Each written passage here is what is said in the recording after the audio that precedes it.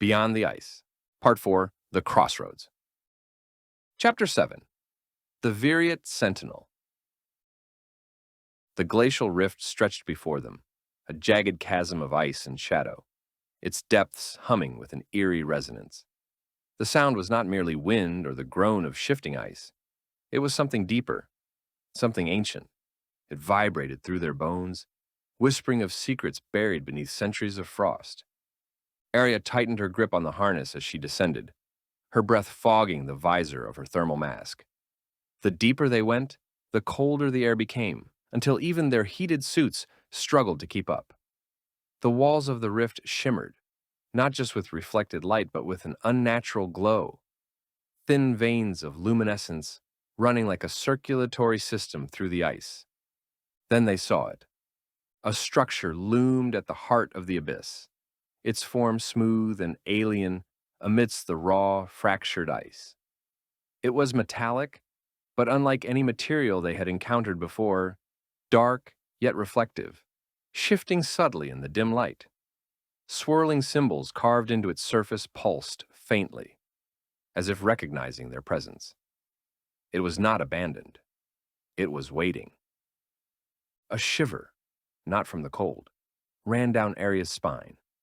She stepped forward, drawn to the structure as though something unseen called to her. The moment she touched the surface, the air around them shifted. A low vibration rippled outward, and the shadows within the rift stirred. Then it emerged. From the darkness beyond the structure, a figure stepped forward, both humanoid and unmistakably alien. Its movements were unnaturally fluid, its form a shifting interplay of light and substance. Its skin, if it could be called that, was a smooth silver-gray surface that gleamed like liquid metal. Eyes like twin stars burned in its face, not just seeing, but piercing, as though stripping them bare to the core of their beings. The team froze. Aria felt her heartbeat hammer against her ribs, but she forced herself to step forward, inhaling sharply before speaking. "We mean no harm," she said, her voice firm but measured. "We're here to learn." The Sentinel tilted its head. Its voice did not come from its mouth, but instead resonated in their minds, a soundless vibration that bypassed ears altogether. "You seek knowledge, but knowledge carries a price." Kael instinctively moved in front of Aria, his stance protective, every muscle coiled like a spring. "Stay back," he muttered, his eyes locked onto the Sentinel, his hand hovering over the hilt of his blade. Aria touched his arm lightly, a silent assurance. "It's okay," she said, her voice softer now. "Let me handle this." The Sentinel's burning gaze fixed on her. "You are the seeker, the one who deciphers the lost symbols. You understand the power of the dome." Aria's breath caught. "Yes," she admitted. "We know about the energy dome, what it can do. We want to understand its purpose." The Sentinel's glow pulsed, its tone shifting to something colder, more absolute. "The dome is a shield, a protector. It was created to preserve balance, but your kind disrupted that balance long ago. Now you stand at a crossroads." Aria frowned, feeling the weight of something far larger than she had anticipated pressing down on her. "What do you mean?" The Sentinel extended a hand, and from the air itself, a holographic projection bloomed, a map of Earth, but unlike any modern rendering. The continents were subtly altered, unfamiliar coastlines suggesting a history rewritten by forces unknown. At the center stood Antarctica, glowing with a pulsating energy. "The dome can be reactivated. It will stabilize your planet's climate, halt the destruction your kind has wrought. But there is a cost." The image changed. A barrier, vast and impenetrable, encased Antarctica. Antarctica will be sealed, forever. No human may enter or leave. The treaty will be enforced. A heavy silence settled over the team. Lena clenched her jaw, her fingers twitching as though she wanted to reach for her equipment. Ethan's face was ashen, his historian's mind no doubt racing with the implications of what had just been revealed. Aria swallowed hard. "And if we refuse?" The Sentinel's eyes burned brighter. If you break the treaty, you risk war. The Vyriat will not allow your kind to misuse our technology again. The consequences will be severe. Kael's hand balled into a fist at his side.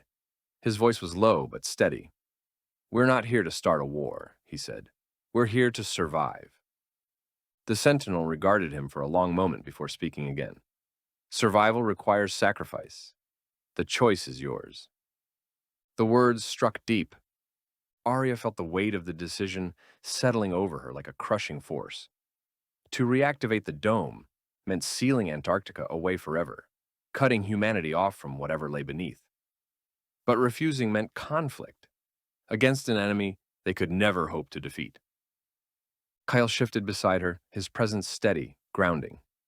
He had always been the shield, the protector, and she knew without a doubt that whatever choice she made, he would stand by her. Her eyes met his, searching. What do we do? She asked, her voice barely above a whisper. His gaze was unwavering. Whatever you decide, I've got your back. The words were simple, but they carried a weight that Aria wasn't sure she was ready to face.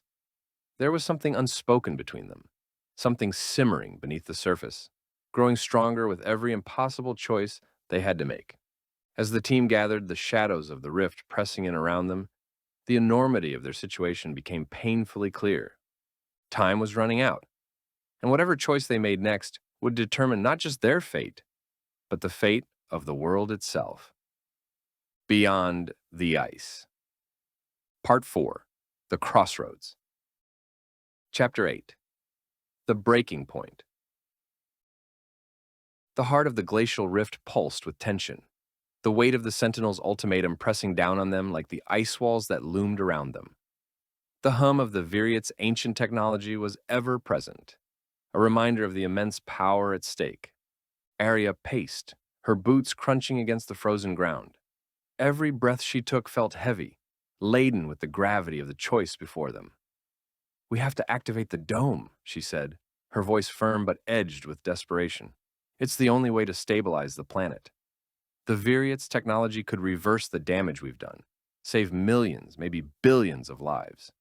Kael stood with his arms crossed, his stance rigid, his gaze locked onto her. And what about the cost, Aria? His voice was low, steady, but laced with tension. Sealing Antarctica forever. Cutting off an entire continent? That's not a solution, it's a prison. Aria stopped, turning to face him fully. Her breath misted between them as she met his eyes. It's a sacrifice, Kael. One we have to make. The greater good. Kael's expression darkened as he took a step closer. The greater good. His voice rose, sharp and unyielding. What about the people who live here?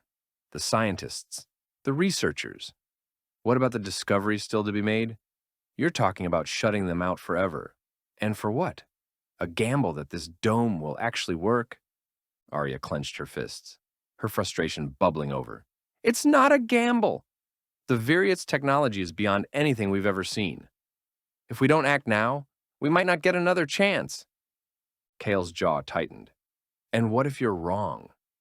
What if this dome does more harm than good? What if it's not a shield but a weapon? You're willing to risk everything on a theory? Aria's breath hitched. It's not just a theory, Kael. It's hope. It's a chance to fix what we've broken. Isn't that worth the risk? Kael exhaled sharply, running a hand through his hair, before leveling his gaze at her. His voice softened, but his words carried an unshakable weight. Not if it means losing you.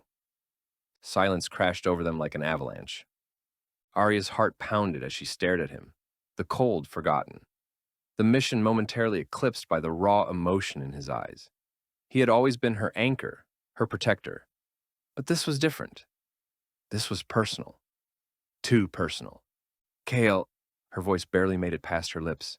He stepped closer, his presence overwhelming, his warmth cutting through the icy air. I've spent my whole life running from connections, from caring too much. But you? He hesitated, searching her face. You're different, and I can't lose you, Aria. Not like this. Her throat tightened, emotion rising like a tide she couldn't hold back. I don't want to lose you either, she admitted, her voice breaking. But this mission, it's bigger than us. It's bigger than anything we've ever faced.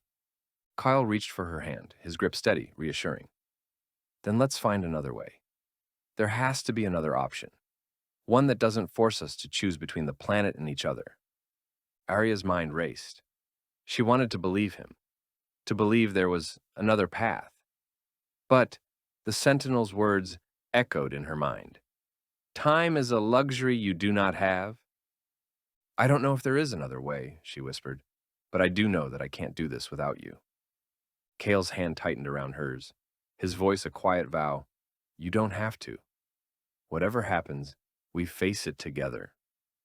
The moment felt fragile, suspended in time, an oasis of vulnerability amid the storm of impossible choices.